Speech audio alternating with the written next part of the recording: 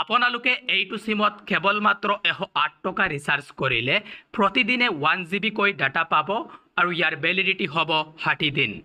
অসমবাসীৰ বাবে এটা সুখবৰ, কিয়নো ইতিমধ্যে অসমত চৰকাৰী সিমৰ ব্যৱহাৰ প্ৰচুৰ পৰিমাণে বৃদ্ধি পাইছে আৰু অসমৰ সকলো মানুহে এই চৰকাৰী সিম ব্যৱহাৰ কৰিব পাৰিব। ইতিমধ্যে অসমৰ সকলো ঠাইত এই চৰকাৰী সিম BSNLৰ 4G নেটৱৰ্ক অধিক উন্নত কৰিবলৈ দ্ৰুত গতিত কাম কৰি আছে। है कि हमारा 4G रोल आउट जो हम बोलते हैं 4G रोल आउट चालू हो गया है। 4G BTS लगना शुरू हुआ है।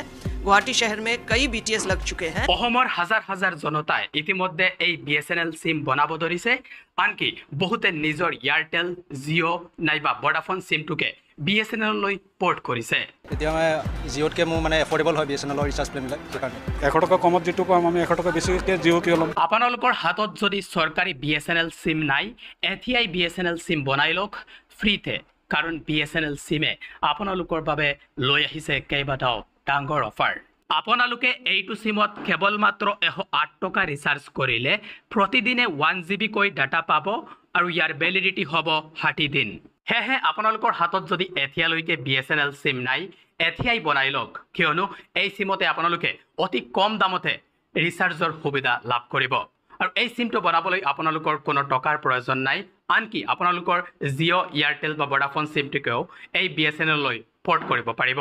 এই BSNL সিমতে আপোনালোকে মাত্ৰ 197 টকা ৰিচাৰ্জ কৰিলে প্ৰতিদিনে 2 GB কৈ ডাটা পাব আৰু ইয়াৰ ভেলিডিটি হ'ব 70 ডেজ। লগতে আপোনালোকে আনলিমিটেড কলৰ সুবিধাও লাভ কৰিব। আৰু যদি আপোনালোকে 139 টকা ৰিচাৰ্জ কৰে তেনেহ'লে প্ৰতিদিনে 1.5 GB কৈ ডাটা পাব আৰু ইয়াৰ ভেলিডিটি হ'ব 28 ডেজ।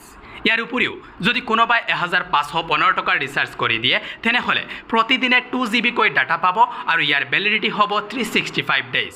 অৰ্থাৎ মাত্ৰ 1515 টকাত আপোনালোকে এবছৰৰ ৰিচাৰ্জ লাভ কৰিব। আৰু এই এবছৰৰ ৰিচাৰ্জটো বাকী এয়াৰটেল, জিঅ' বা ভোডাফোন সিমত আপোনালোকে যদি লাভ কৰিব বিচাৰে তেনেহ'লে কমেও 3600 টকা পে' কৰিব লাগিব। আৰু এই একেটাই সুবিধা BSNL সিমতে আপোনালোকে আধাতকৈ কম দামতে মাত্ৰ 1515 টকাতে লাভ কৰিব।